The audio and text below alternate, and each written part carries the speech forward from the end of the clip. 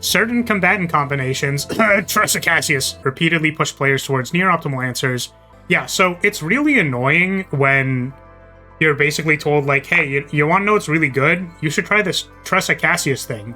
Any guide maker could just say, by the way, farm Tressa Cassius, and you've solved the game. Congratulations. Tressa Cassius was literally, like, so far above everything else that it almost didn't matter to do anything else. It's good that they are fixing that. The balance team should be allowed to change those things as they come up. So, we were going to read these developer notes. Let's go ahead and go over this. Save data storage rule adjustments. We've identified that the current calculation methods for faint memories include several unintuitive elements that have caused inconvenience for protons. So this is referring to, like, hard re-rolling for removals, like transforming basics into, like, removing them, and, you know, that just seems, like, strange. That's just odd.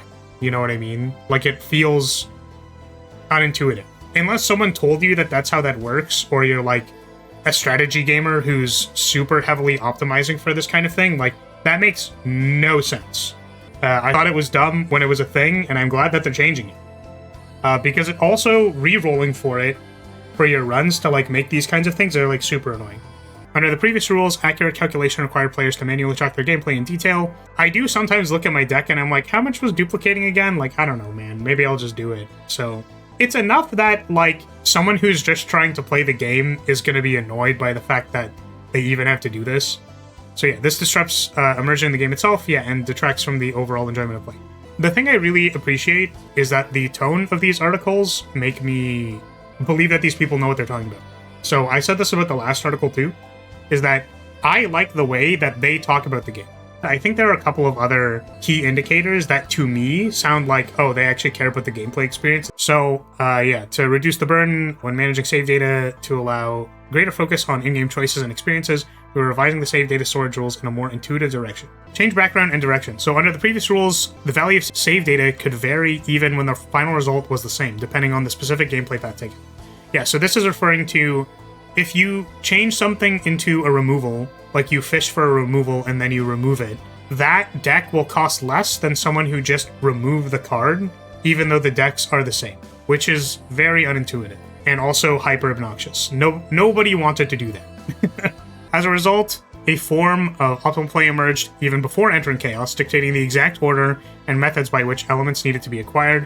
In this environment, unexpected choices and experiences often became sources of calculation-driven stress rather than enjoyment. Stuff like team composition, how many uniques you have on characters, how many potential unique epiphanies you have, removals at the start from your pick 3, whether you get a transformation or not. Like, these are all, like, very reroll heavy systems that, like, were not fun to engage with. So these are the actual changes. Save data value will be calculated based on additional elements acquired beyond a save data consisting of 8 cards made up of uniquely obtainable starting cards and epiphany cards.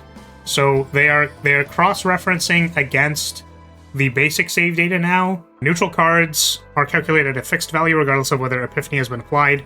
Yeah, so I think this is to put them in line with the character epiphanies. And I understand why this wasn't the case before, because it was like, if you're forced to get the epiphanies from your character and then put another epiphany on them because you're also forced to do that, you don't want people to be punished for their save data, because effectively that's like 4 events that are going to happen during your run that are mandatory. It just wouldn't make sense. It's like, what, am I supposed to write off 80 save data at the start of the run? Like, you just, like, don't include it. So same thing for neutral cards. You are already paying for the neutral card, so it's weird that you would then also need to pay for the epiphany for it. Or rather, it's weird that the epiphanies for them are treated differently, I guess is the more accurate statement. Divine epiphanies are still calculated at 20, and that's because you can always choose to not take the divine epiphany. Makes a lot of sense. Monster cards are being categorized, so this is really good. I know that a lot of people were complaining that monster cards were always 80 points, because, like, some monster cards just sucked.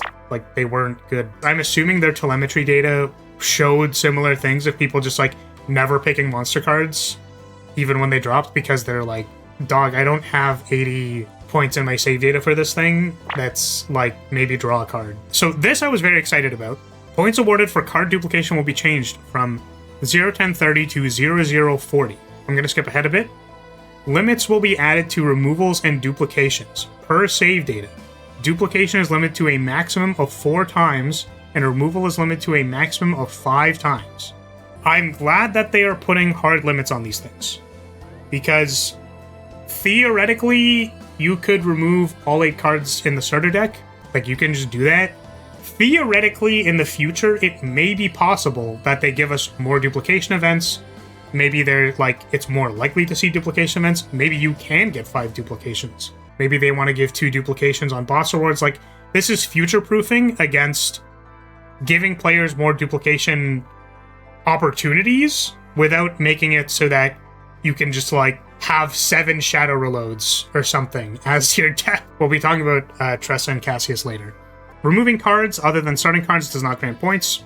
Removing starting cards is valued at 20 points. Transforming card is also treated as a rule. I'm really glad that they're doing this, because sometimes you have to pick neutral cards in order to progress with your deck, either because of the difficulty level that you're at, or you're playing Luke and Luke is terrible and unplayably bad, so like you need to pick cards for him. And you don't really want to get punished later for a card that's not going to stay in your deck. I think the reason why this rule was here in the first place was if you transform a card into a neutral card and then you remove it, they didn't want it to cost 0. But realistically, like, your end deck might not have it simply because you just, like, only used it for a bit and now you don't need it for the final save data. So this effectively summarizes it to say, like, to address this, the new rules shift save data from being process-based to results-based. Which again, it's like, if you compare 2 decks, like, why are they different points? Why am I paying points for a card that's, like, not in my final save data? You know, stuff like that. It doesn't make a whole lot of sense. So I'm glad that they're shifting that. This is good. This is great. Save data changes, super happy about them. I can't wait. Balance adjustments. Chaos Zero is designed to deliver combat experiences in which each combatant fulfills a distinct role, and where different deck building experiences and strategic discoveries emerge every run based on player choice and combinations. However, during Galactic Disaster Season 1, certain combatant combinations, Tressa Cassius, builds became overly fixed, leading to a style of deck building that repeatedly pushed players towards near-optimal answers. This diminished the motivation of Protoss seeking more varied experiences and resulted in a rigid combat meta. Yeah, so it's really annoying when you're basically told, like, hey, you want to know what's really good? You should try this Tressa Cassius thing. It's like, well, but I wanted to play like Owen. Said literally nobody.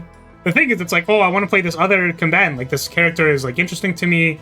I want to play them. And you're basically told by the game systems, like, by the balance of the game, that it's like, you can't play these because they're so trash that they can't even complete the content. You have to understand that if the devs expect people to use, for example, a strategy like Tressa Cassius, they are probably going to design encounters to that level. Because if they don't, then, like, any guide maker could just say, by the way, farm Tressa Cassius, and you've solved the game. Congratulations. Like, they release a new character, it's like, well, does that do more damage than, like, Agony 999 times 2 to the power of 56? Like, okay, well, it doesn't. I guess I don't even have to pull for this limited unit. Why am I bothering? We could see that they even tried to, like, I say band-aid fix, but, like, in a very legitimate and useful way. They band-aid fixed the Spiral Tower to say you can only make 15 tokens a turn, which is good. I'm glad that they did that. It is very important to lower the ceiling so that everything is balanced. Like, there's always going to be a little bit of variation, and there's going to be, like, things that are underpowered, and maybe there are going to be things that are, like, a little overpowered. But Tressa Cassius was literally, like, so far above everything else that it almost didn't matter to do anything else. I personally think that in this category is also Malin combo, Barrel Opening Found, Adagio Hunger Loops with Nia. So, like, there's a lot of strong things you can do, and you should probably be able to do strong things, but I think in the face of something like Tressa Cassius, you just, like, it's like, why even bother doing anything else? That's kind of how I see it. It's good that they are fixing that, right? And I think that the balance team should be allowed to change those things as they come up. You can actually do other things without feeling bad about, well, the game's already solved, dummy. Why are you even trying to do anything creative or fun or whatever. It's like, why are you playing a game, man? Why are you even playing the game?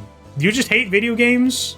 Do you, like, not enjoy being like, oh, what can I do with this system? I am very glad that they're actually... It sucked. So let's go into the actual reworks. First adjustments we'd like to cover are Tressa Cassius. Of course, the absolute powerhouse's ridiculous stuff. I don't think we need to explain what this is. If you don't know what it is, that's just better for you. Shadow Reload, whenever you heal, you get a kunai with chain, a shadow dagger. So you would play healing cards that gave you shadow daggers, and then the shadow daggers you would play 3 of them, which triggers Cassius's quest to make a thing, and then Cassius's quest scaled with how many things you played that turn. So you would like heal like 22 times in a turn, probably using Mika, and then just make like 7 bajillion tokens and do an absurd amount of damage.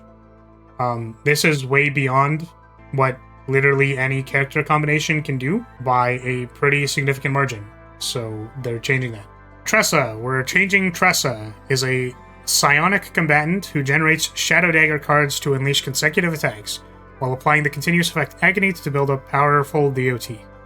However, under the current structure, each application of Agony stacks as an individual buff. This has resulted in overly cluttered monster HUD information and made it difficult to intuitively understand how the effect is actually functioning. I would wager that they probably thought that the HP bar displaying how much damage it was doing is like enough to communicate how the system is working, so they didn't feel the need to change it. So yeah, Tressa is an Agony person who does Agony stuff and attacks a lot.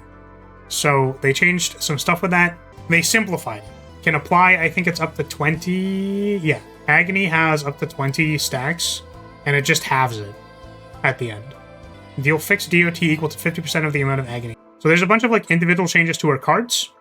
Oh, I think this is actually important, is that the advanced Shadow Daggers are changed to 0, which is really nice. Okay, so yeah, this one just doesn't exist anymore, which is good, because this is one of the things where, like, I looked at Cassius's quests, for example, and I'm like, this just causes problems, right? This type of effect, unchecked, causes problems. Actually, literally, I fixed an effect like this recently, right? I just released Flagbearer 2, and one of the effects was Seraphic Barrage, which is whenever you trigger Seraphic Bolt, which is a, like, 4-hit passive, you draw a card. And the thing is, I wanted that effect to be more than one, because there are cards that can trigger it more than once. So being able to draw a quantity of cards and then use that advantage to, like, deal more damage is fun. It's fun to, like, have an excess of this card draw or whatever you're doing, because you can trigger the effect multiple times. Problem is, and they're very careful with doing this with, like, basically all of the cards currently in the game, most of them, I would say. Cards that draw a card either cost 1, so that you can't go infinite with them, there's a used card pile, or any cards that draw, like, a significant amount of cards, they, like, usually exhaust themselves. And that's to prevent people from, like, using too many of these effects, or, like, having access to burst card draw through turns, like, 2 and 3, like, can also potentially cause problems if you draw your entire deck every turn. Point is that this effect, Unlimited, is effectively unlimited card draw, is I guess the way that I'll say it. Every heal is draw 3 cards, which is, like, just unfair. Also, I think the other thing about this is that, like, contextually it doesn't make sense anymore, because you can only stack Agony 20 times. So you actually don't even need to have that many. This is all good, in my opinion. Adjustments will be made across the Shadow Reload card, which previously served as the core of Tressa's playstyle and showed an overwhelmingly high Epiphany pick rate. Sometimes I wish I worked for, like, just a huge, like, just a massive gacha game. Like, if I could be a designer on, like, a Genshin or, like, this game or something like that, I would just love to look at the telemetry data of, like, yeah, how often do people pick the the Shadow Reload upgrade? It literally says something stupid like 70, like 90% pick rate, and then the other hook is like quit out of run rate for a Epiphany not appearing on Shadow Reload is just like 100% or something like that, or like 99.9%, because everybody playing Tressa is just trying to get the power Shadow Reload. Be so funny, man. Like, what do you mean by overwhelmingly high Epiphany pick rate? 99% pick or quit out rate. Something stupid like that. Okay, we'll look at Cassius. Cassius is designed as a controller who completes quests to give buffs. Each quest offers strategic choices, and it's supposed to emphasize flexible decision-making and adaptive play based on the battle state. We observed certain quest rewards were functioning as overly powerful options relative to their completion difficulty. Yeah, so this was 000, almost certainly. As a result, Cassius' core gameplay, originally intended to revolve around pursuing a variety of quests, has instead been pushed towards forcing specific epiphanies or builds. Right. I mentioned this a while ago about Cassius, but I think it's really, really important to fix a character like Cassius. Because if you don't, he is going to be a problem for all of your character designs moving forward.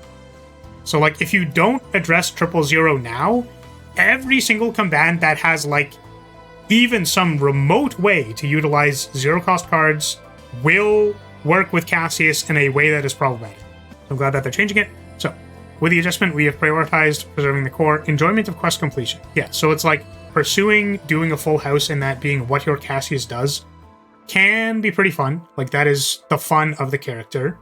At the same time, certain aspects will be improved to ensure Cassius remains or retains a strategic value. Very, very important. Max 4 times per turn. Max 4 times per turn. There's a max limit on how much damage 000 does. Let's go. Super important that they put this limit on here. Quest cards are now also healing, but the healing is max 3 times per turn. They're buffing like the other healers too. So this is, I think, in line to make sure that his healing is on par with the other guys. Because previously, Cassius' healing was not good. I thought it was interesting that it seemed like the opportunity cost of playing a card draw support was to have less healing, but like healing's really important. So is defending. Like you just kind of need them for the game to work. So when you have people that don't do it, it's actually like a huge problem. So I'm glad that they're changing this. Yeah, they buffed some of the numbers on 111. They added the decrease stress on Full House. I personally don't think Full House needed to be changed. I'm glad that they're adding this. I think this is powerful. But the decks that I made, which made like more rogue strategies better, I felt like Full House was one of the key ways to do that. Because giving yourself more card draw for just like Cassius would play Joker to get whatever card your other person was going to do. They play their main attack for the turn, and then like Mika plays gain energy. So that's like a very easy Full House that doesn't detract from anything anybody was going to do and is effectively resource neutral. Like one card replaced themselves, the heal from, or the AP plus heal from Mika gets replaced by the draw one from Full House. It's powerful.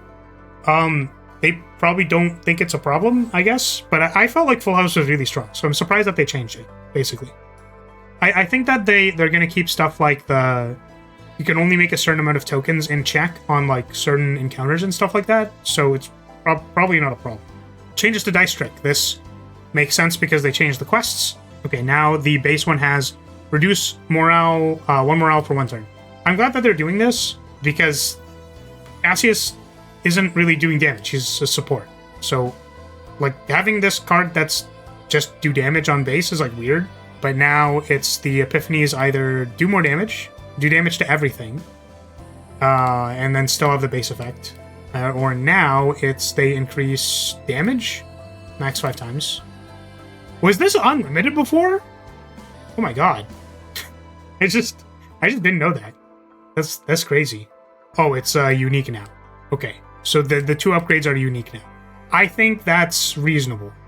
I'm also glad that they're probably less scared to put unique on things, because previously unique was...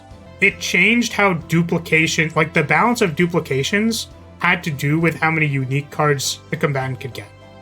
So they're probably fine with making more unique cards because it's going to be easier to duplicate the right cards and stuff like that. So, okay, so quest mechanic was revised. So we saw all of these. Upon completing quests, a healing effect will be granted. Yeah, this is important. I think this adjustment will preserve Cassius' core of engaging combat experience of progressing through 4 different quests, while preventing certain low difficulty quests from dominating overall gameplay. With a limit placed on number of completions, performance of individual quest rewards will be broadly increased, enhancing Cassius' overall contribution to the party in standard combat situations. Yeah, so I think that this is good because they're basically saying, like, combatants that can't trigger Cassius' quest 70 times are still viable with Cassius. So this is one of those, like, paragraphs or sentences that indicate to me that they're, like, thinking more about the game.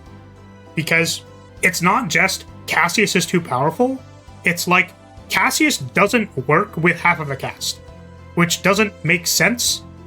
If this guy is supposed to be, like, one of the primo, like, card draw, like, card manipulation, quests are really important character, then why does it not work with people? So making changes that allow other characters to use this as a support, really important, and it indicates to me that part of their values for how they want to balance the game is that they want characters to work together. They're not trying to make, like, teams that only work with, like, 1 or 2 operators or whatever agents together, like, that are very specific. They're like, we want people to play around with the system and the characters, which I think is good. And this type of balancing indicates to me that they actually care about that. We also recognize that these adjustments may alter the experience and value of save data that many of you have carefully built, which may feel disappointing or discouraging. The development team takes this concern very seriously. Okay, so really awesome and great for them to say this, because I already read the item that they're giving you to, like, fix your save data. Basically, they've talked about it before too. I feel like there is a cynical part of me that's like, if you're doing something that feels broken, why are you surprised that it's fixed? You know what I mean? I understand that it's like, well, how are we supposed to know that it's broken? We're just playing the game. It's like, you don't know it's broken. Are you serious? Compare Tressa Cassius to literally what any other combination of characters was doing, dude. Tell me it wasn't broken. Come the on. Be real for 1 second. Do you hate fun? Kind of. Sometimes I do. You're having too much goddamn fun over there. Kick over your sandcastle. I'm glad that they are setting the precedent that, hey, look, if we're gonna make major character changes, we will allow you to change your decks. Flash of Possibility is a consumable currency used on completed save data. It allows you to designate a card that can receive a unique epiphany and directly select and apply the desired unique epiphany. If the selected card already has a divine epiphany, you can choose one of the unique epiphanies with that divine epiphany applied. If certain divine epiphanies cannot be granted due to the card's type or cost, the available options will be displayed with the divine epiphany removed. Okay, makes sense. Through this feature, we aim to support strategic reconfiguration of existing save data to better align with the revised specifications. Thank God, honestly. Secondly, we'll cover improvements to selected combatants. Adjustments will be made to combatants and cards whose healing capabilities and overall usability as controllers have been underperforming. So this is the healer rework. Thank God we're getting this, because, like, some of them were really not super good at healing. Like, embarrassingly bad at healing. The direction of certain changes for characters, in addition, balance improvements are also planned for combatants not mentioned in this developer's note. However, due to the volume of changes, it was unavoidable to omit some details at this time. That makes sense. It's good that they're telling us, despite the fact that this is a lot of changes, they are telling us that, hey, we're still working on other combatants. We would like to improve them. These adjustments are not limited to specific combatants, but are being prepared for the goal of making a wider range of combatants to better express their unique identities and roles.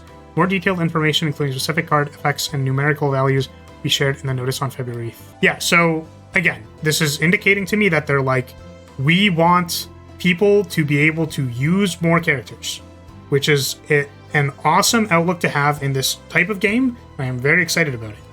Okay, counterattack. Damage dealt when an attack is fully blocked by a shield will be increased. Okay, so they're buffing counterattack.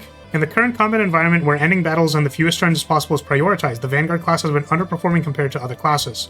While we continue to review the long-term improvement direction and design for the Vanguard class, this adjustment will increase the conditional damage of counterattack to help these combatants perform more effectively in the Season 2 environment. Yeah, so This is something I was a little disappointed about because I like gaining block. I think block characters are cool. I think Callie is awesome. Really, like, they suck. They're pretty bad. The game is, I'm going to use the word solvable. The game is solvable by doing a lot of upfront damage. I don't think that this is always going to be the case. It is possible to make combats that do not prioritize a card draw support and attackers. Like, you will die. I imagine at some point in time, Vanguards will probably be usable, probably for more complicated boss fights that aren't just like do a bunch of damage, it dies. So I'm excited for when that's going to be the case, but also like what changes they want to make in order to make them better. So, okay, Nia. Decibel. Healing equal to the number of stacks will be added to the default effect. Thank God. Elasticity. The stack limit will be increased. This is good. The effect will now trigger based on the number of stacks. Oh, okay. So you don't need to trigger them individually, because that was actually like kind of hard, right? It was like you could get 2 stacks and then you would trigger them by doing an extra attack. But now it's like your goal is to make like 5 stacks or whatever the stack limit is, and then use one of her extra attack cards, and that gives you all of the healing. So that's good. Decibel gain will be increased. Effect that grants elasticity will be added. Okay, yeah. So they defaultly put the heal for Nia on like a bunch of different cards so that you can actually heal instead of like get like 20 HP from one elasticity stack. Ray, basic card potential effect. The critical chance increase effect will be changed to a damage-based healing effect. Yeah, this didn't make sense to me. I'm sorry. Like, what? Why was that even on there, bro? Like, maybe she was supposed to be a striker and then they changed it or something. Like, Ray has relatively few unique cards with built-in healing effects, causing her to rely heavily on Ego Manifestation 2 for party sustain. Yes, and if you had Ego Manifestation 2, I felt like Ray was very, very good. But I am glad that we're getting this change. With this adjustment, the overall healing provided by snack time will be increased, and the previously low-impact basic card effect will be changed to a damage-based recovery effect, allowing Ray to contribute more effectively to party sustain. So, yeah, I'm glad that Ray attacking is supposed to be important. So they gave her a heal on her attack, which is good. Thumbs up. Orlea. The base card composition will be changed from 2 basic attack cards and 1 basic skill card to 1 basic attack and 2 basic skill cards. So she's going to get a second Heaven's Healing. That's probably for the better, honestly. Chance to generate creations will be increased. That's off of her attack. I personally never really understood these. They always felt like kind of the weakest part of the characters. Like, the percent chance to draw on Cassius was like, okay. I don't want to play a basic attack card because it costs 1 energy. So, like, this is good for Chaos, but, like, I don't know. Okay, the effect values of creations will be increased.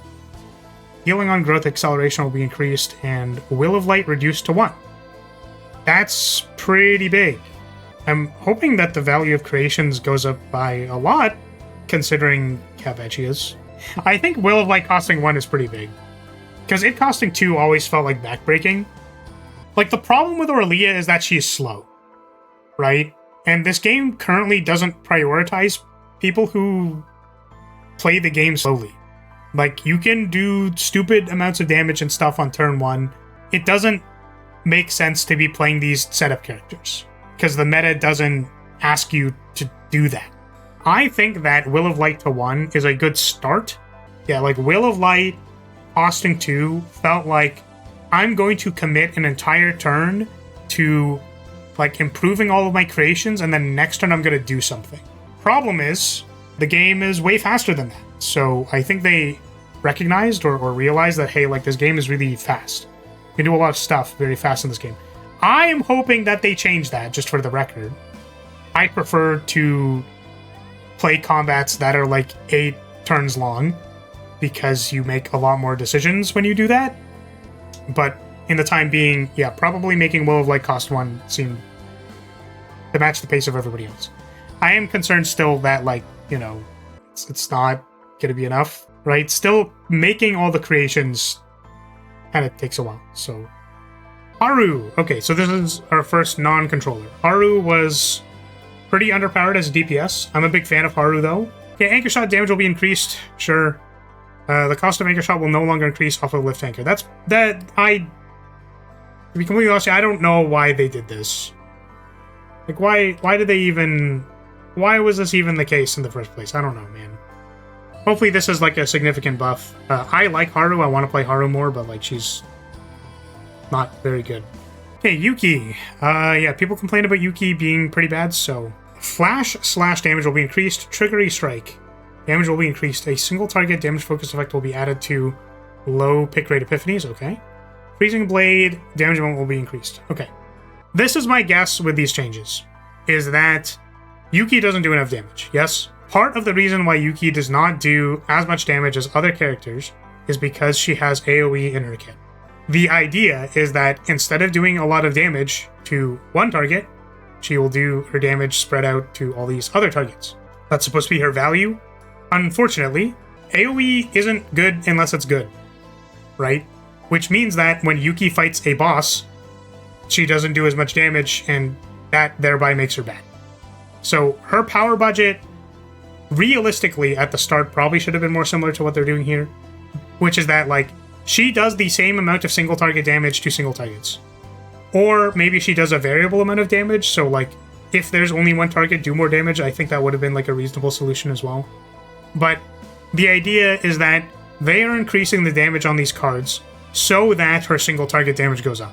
It will mean that her AoE is significantly stronger than normal, but also it means that her AoE cards will become in line as damage dealers to other single target attacks. Okay, Chizuru. I don't play this character. I didn't pull for her because she didn't look super interesting to me. I have no context for what this does because I do not have this character. So this just seems like a generic, like, buff everything change. Chizuru is designed to deal powerful single target damage by leveraging unique effects such as Inhibit, Bind, and Curse Shackles. However, the constraints tied to these unique keywords have increased operational difficulty and limited build diversity. As improvement, some of the restrictions of Chizuru's exclusive mechanics will be eased, and the damage amount of this card will be increased, allowing Chizuru to perform more effectively in the current meta. Yeah, so again, another change that indicates to me that they want you to be able to use this character in multiple team compositions, and the restrictions previously were not like made it so that you basically couldn't do that. So they wanted to change that. Khalipe changes. Yippee! Upward slash. Damage amount of upward slash when its potential is not applied will be increased. Vulture ejection. Both damage amount and shield gain of certain epiphanies will be increased. Hell yeah. Because Vulture ejection is like kind of her key card. I really want to make a Khalipe deck that's like 3 or 4 Vulture ejections that you just like draw all your Vulture ejections every turn, like play a 2 cost, and then just like shred through 4 of them. I haven't done it yet though because there hasn't really been a use case for Vanguards, and also it's not very strong. So Khalipe has been widely used in builds centered around Vulture ejection, primarily in lower difficulty chaos and during early game progression. However, her effectiveness in the meta tends to diminish as players progress into higher level chaos. With this improvement, she'll be improved to perform more consistently and effectively across combat overall. Yeah, she's just getting buffed so that she can actually be played at higher difficulties because her ceiling wasn't high enough. Sure. Okay, Magna, damage increase, shield increase.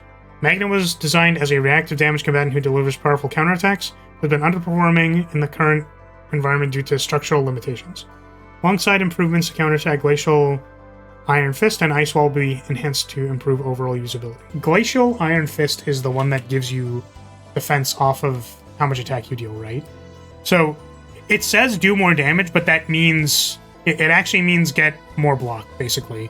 So that's good. Hugo, an initiation effect will be added to select epiphany. Hugo previously relied on using hunting instincts at the very start of combat as a dominant strategy, which resulted in heavy reliance on specific epiphanies. With this improvement, an initiation effect will be added to hunting instinct related epiphanies, reducing reliance on a single option, improving usability to support a wider range of builds. Yeah, so it's like it being initiation and played as basically the first thing was really important, so just equalizing that over all of the epiphanies is a good idea.